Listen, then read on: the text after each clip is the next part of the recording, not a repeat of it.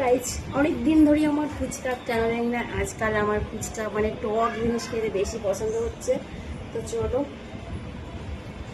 এই দেখো টক জল একটু সব আমি একাই খেয়ে নেবো।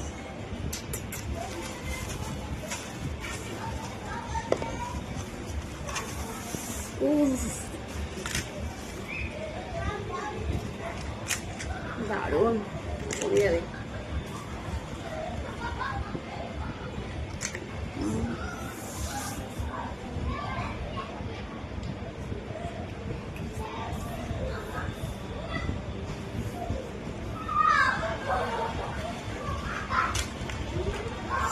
সব একা খাবে।